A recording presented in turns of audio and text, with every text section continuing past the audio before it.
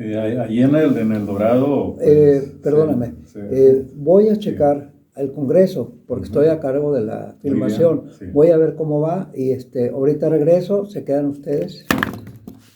Uy, no hay problema. Se quedan ustedes aquí y sigues con la entrevista. Continúo la plática. Ya Sí, cómo no. sí, cómo no. Se depura. Ahí está, ahí está. Sí, no, esto se edita, ¿no? Está bien enfocado, oye. Sí, no, está bien enfocado. Si quieres, pásate acá para que veas. Muy bien, maestro. Pásate a aquel lado, yo me despido. Pero aquí mismo voy a estar. Bueno, está muy bien. Caballero, pues muchas gracias, muy amable. Dios lo bendiga. Un placer. Igualmente, gracias. Ahorita regreso con ustedes. Con permiso. Los dejo, Julio. Pues sí, me da mucho gusto este reencuentro contigo aquí en Guasave, aprovechando mi estancia de 2 días para asistir a un congreso de la Crónica Sinaloa. Y vamos a continuar con la plática. En 1963 se funda la radiodifusora XCX en El Dorado, Sinaloa, que fue como resultado del esfuerzo, del ingenio de Martín Larios León, que fue el empresario, el primer gerente, ¿no? El propietario pues de la radio, pero también el gerente, ¿no? Y él empieza pues inmediatamente a probar, a hacer pruebas. Esas pruebas que se hicieron previamente a lo que fue la fundación en sí, el día de la inauguración, ¿en qué consistían? Bueno, pues consistía en que todo dependía de cada uno de nosotros. Uh-huh.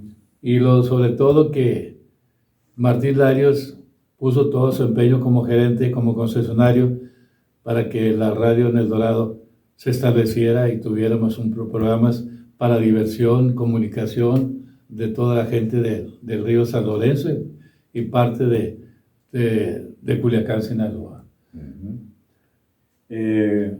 Hubo algunos problemas, algunos conflictos internos entre el propietario y el personal que laboraba ahí que prestaba sus servicios. No, fíjate que no, todos éramos muy hermanables, muy llevables.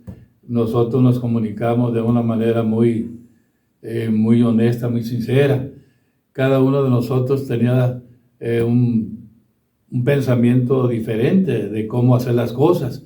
Obviamente uno pensaba en lograr el propósito de hacer algo mejor en el futuro para ser un buen locutor. En el caso mío, cuando fuimos a presentar el examen de México, yo lo hacía, a mí me gusta mucho la radio, yo la llevo en las venas y yo quiero hacer algo, y hasta la fecha, hasta al término de lo que era el trabajo de mi licencia de locutor, pues aquí viene a concluir a Guasave. Sí, pero en ese tiempo ya se hablaba del sindicato, ¿no? De la radio. Sí. Entonces, creo que sí hubo un conflicto, ¿no? Casi para lo que fue el cierre de la radio en El Dorado, ¿no? Sí. Un conflicto, una huelga. Sí, una huelga, un conflicto allí. ¿Y a ti te tocó esa huelga todavía o tú ya habías salido del Dorado? Pues no recuerdo exactamente, Julio, porque en aquellos tiempos pasaron tantas cosas que es difícil acordarse de todo aquello. ¿En qué año saliste tú exactamente de emigrarte del Dorado en busca de oportunidades para ti y para tu familia? Porque tú ya te habías casado, ¿verdad? Sí. Ya te habías casado ahí en El Dorado, ¿no? Uh-huh. Y tú sales, ya dijiste, primeramente a Culiacán, después primeramente a Nabolato, ¿no? Sí. Nabolato, Culiacán, Mazatlán, de Mazatlán a Culiacán, y de Culiacán y aquí a Guasave. Y de Culiacán ya llegas acá a Guasave y aquí te estableces. En 1978. ¿En qué radio? En la XEX. En la XGS aquí en Guasave, perdón. Y ya hablamos de los patrocinadores, de los comerciantes, de las empresas que se patrocinaban allí para la publicidad. no transmitían ustedes en vivo algunos eventos. Sí, a mí me tocó por primera vez un control remoto en la refresquería Meraz, ahí en el mercado municipal. ¿Con qué motivo? Bueno, es que era precisamente la inauguración de la refresquería. Ahí estuve yo como una hora en el control remoto, que por cierto en esa vez me tocó agarrar el micrófono y había un problema de, no sé, de cortocircuito. De conexión. ¿Sí? Y yo estaba temblando porque era la primera vez, Sí. Imagínate, pero Muy joven. muy joven, y salí del problema, salí porque ahí todo pura improvisación, pues, pura improvisar y todo eso, y como si íbamos empezando, pues era un poco difícil, pero pues al través del tiempo, pues... ¿Qué otros eventos transmitieron al control remoto? Pues hacíamos controles remotos, por ejemplo, ahí mismo en la radio, cuando presentamos unos artistas regionales o conjuntos. Ahí mismo en la radio. Ahí mismo en la radio había un espacio. O sea, el control remoto del mercado municipal para transmitir lo que fue la inauguración de la refresquería Meraz fue en el que tú participaste, ¿no? Sí. Y bueno, ya hablando de artistas, de cantantes, de grupos musicales que llegaron a presentarse a la radio. Ya hablábamos del trío San Miguel. San Miguel. De los hermanos Rodelo. Los hermanos Rodelo. De la banda Orquesta El Dorado. De artistas, eran artistas locales. Pero artistas que visitaron en esos tiempos, en los 60s, que hicieron alguna presentación en El Dorado. Estuvieron ahí presentándose en la radio también, sí. En el Teatro Estudio. Sí. ¿A quién recuerda? Pues... ¿O a quiénes recuerdas? Pues no recuerdo exactamente a quiénes, porque era tanto lo que se hacía. Lo que se hacía y... Pues no exactamente no recuerdo. Algunos artistas regionales, pero como lo que mencionaste, sí, a esos tuvimos la oportunidad de hacerles controles remotos. Entre otros locutores también tendríamos que mencionar a tu hermano, Víctor Manuel Hugo Favela. Víctor Manuel le gustaba la comunicación, la radio. También se apellidaba Pacheco, papá del Gallito. Sí. Que el Gallito empezó allí como locutor. Carlos Pacheco. Carlos Pacheco era el padre ¿Del Gallito? El Gallito también era Carlos Pacheco. Sí. Y también Lilia Pacheco. Lilia Pacheco. O de Pacheco más bien, ¿verdad? Sí, de Pacheco, la esposa es. Sí. ¿Y quién más? ¿A quién más? ¿A otros que tú recuerdas? Pues había otro muchacho ahí enfrente de la radio, que era Primitivo Amaral, que le gustaba la radio y lo dejábamos nosotros que chichareara, como lo dicen. Primitivo Amaral Hernández. De Portaceli. No, de ahí del Dorado. Del Dorado. Del Dorado. Uno de apellido Guerrero también, ¿verdad? Sí, creo que era, pues era el caliche que le decían, más que no recuerdo su nombre, era Guerrero. Ellos tenían un comercio donde estaba en aquel tiempo Los Bodal. Y era también el caliche, que no me acuerdo cuál es su nombre. Muy bien, pues otra pregunta.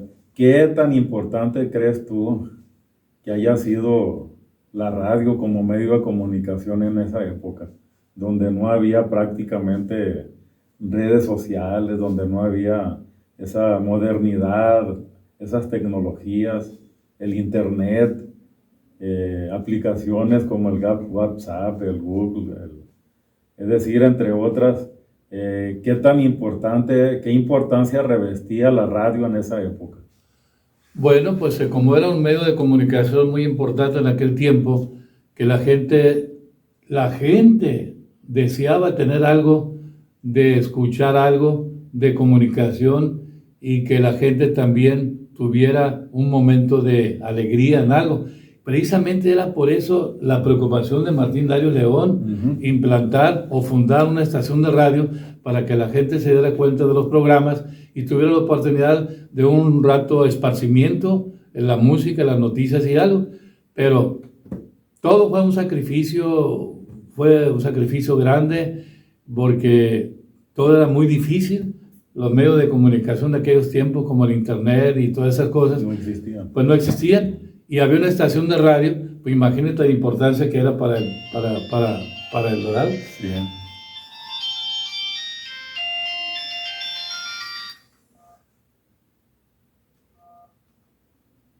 Contéstala. No.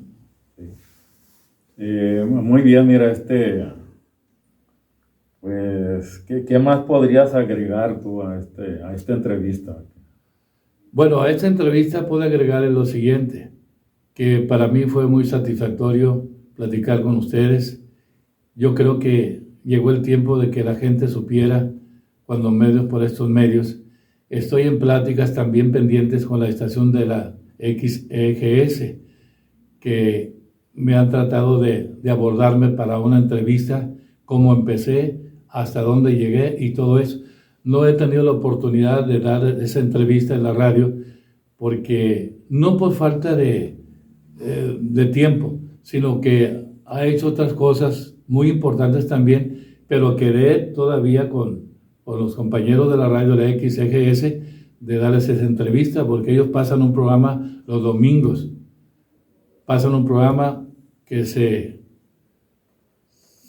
dirige a todo lo que es el municipio de Guasave, y quedé pendiente con Salvador Higuera, que en cualquier momento le voy a caer para platicar. Bueno, tú del Dorado sales exactamente ¿en qué año? Cuando ya tú sales a Nabolato. Pues ya salgo con 1968, 69, por ahí. Y ya de Nabolato, vamos a repetir, tú te vas a Culiacán. Y de Culiacán te vas a Mazatlán. De Mazatlán te regresas a Culiacán. Y de Culiacán, en 1978, ya empiezas aquí en Guasave. Así es. Y aquí, a la postre, aquí te quedas a radicar, aquí te quedas a trabajar. ¿En qué año te retiraste tú aquí de la radio en Guasave? Pues ya definitivamente el 2006. Del 2006. Fue cuando ya firmé mi retiro de la radio, ya para pensionarme. Me hicieron toda la documentación en la radio, ya me despedí, pero el 2004, cuando empecé en el programa Casino Guasave, era una euforia. Era un programa que tenía mucha difusión, mucha audiencia. Audiencia. Exactamente. Entonces el gerente me dijo: Gerardo, quédate otro año, porque ¿cómo vas a dejar a esta gente al pendiente de que, como el programa es muy popular, muy escuchado, y la gente va a quedar con ese pendiente? Bueno, le dije: Roque, mira, voy a seguir un año más con ustedes. Fue con el 2004, el 2005, y el 2005 me está despidiendo, y el 2006 cuando definitivamente ya dejé la radio. Sí, entonces estamos hablando de 1963. Y tú te retiraste el 2006. Estamos hablando exactamente de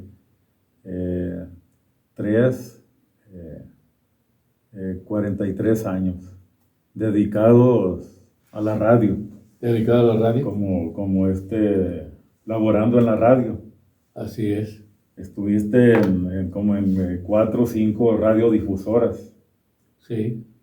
Entonces son muchos años. O sea, en aquel tiempo no era fácil. Era había muchos obstáculos, muchas dificultades. En primer término, acceder como locutor, digamos, pues hablar por primera vez en la radio. ¿Cómo le podríamos decir? Como aprendiz. Tú entraste, ya después viste que era necesario obtener la licencia. Te vas a México, lo obtienes, no fue fácil. O sea, tuviste que pasar pruebas. Finalmente tú te regresas con la licencia y ese fue como tu título como locutor. Sí, y hay una cosa muy importante en la locución. Sí, Yo todo el tiempo lo he dicho. Cuando uno quiere ser locutor y buen locutor, tiene que saber lo siguiente: dicción, énfasis, articulación, tono de voz, belleza de voz, contenido e improvisación. Teniendo todos esos términos, se perfila un buen locutor. Yo todo el tiempo, yo tengo el programa precisamente para aquellos compañeros que están neófitos en esto, o que quieren empezar en la radio, o que ya están en la radio pero desconocen muchas cosas, porque la locución es una responsabilidad grande ante el público. Es que no nomás ser locutor o ser un pseudolocutor, es que necesitas conocer muchas cosas: historia del arte, historia general, historia contemporánea, los artículos federales de la ley de radio y televisión, y muchas cosas muy importantes que ellos desconocen, porque hay un examen, como te digo, en México, o en aquel tiempo, donde los sinodales calificaban precisamente a aquella persona que aspiraba. es decir, reunir ese perfil no era fácil. No era fácil. Era cubrir requisitos, pero también tener cualidades Sí, y tener también vocación. tener vocación. O sea, estar convencido de que esa iba a ser tu carrera de vida para poder mantenerte y mantener a tu familia. Exactamente. Imagínate, Julio, al estar presentando examen en México ante estos sinodales, que te hiciesen preguntas muy importantes, por ejemplo, los extranjerismos. ¿Qué te puedo decir yo? Cuando leíamos una hoja de letra de extranjerismos, decían unas Bellini, Rossini, Madame de Fly, Giacomo Puccini, Chianti, de Camerón, Charles de Gaulle, y todas esas cosas que tenían que pronunciar. Eso la llamaban fonética. La fonética. La fonética, que si pronunciabas bien no había problemas, pero si pronunciaban mal la fonética, el maestro te... espérame, ¿cómo dijo? Por ejemplo, ¿quién fue el primer ministro francés de la Segunda Guerra Mundial? Charles de Gaulle. Si pronunciabas mal, te paraba el maestro y te decía qué personaje era. Sí. Entonces, cuando tú vas preparado, se te facilita mucho, Sí, porque ya lo estudiaste. Así es. Entonces, llevan mucha facilidad, como lo hacíamos nosotros, el compañero Gilberto Costa Sánchez y yo, en mi casa, que es la casa de ustedes en El Dorado, 3 meses estudiando en la noche para ir a presentar examen a México. Bueno, y Gilberto finalmente obtuvo su licencia Estuvo posteriormente, aquí en Culiacán, allá en Culiacán. pero lo obtuvo. Pues. Sí, lo obtuvo, sí. Y él también se retiró pensionado, ¿no? De la radio, Ajá, en Culiacán. en Culiacán, sí. Y en aquel tiempo pues también se tenía que cuidar mucho el lenguaje, como tú dices. Así es. Pero no solamente en una buena pronunciación, sino tomar en cuenta los valores. Los valores. Sobre todo el respeto, ¿no? Que era muy importante, ¿no? ¿Por qué? Porque pues ahora nos damos cuenta que hay mucha grosería, ¿no? Es decir, se utiliza un lenguaje muy inapropiado, ¿no? Para el público, para la audiencia. De tal manera que en ese tiempo sí se ponían muy en alto los valores, ¿no?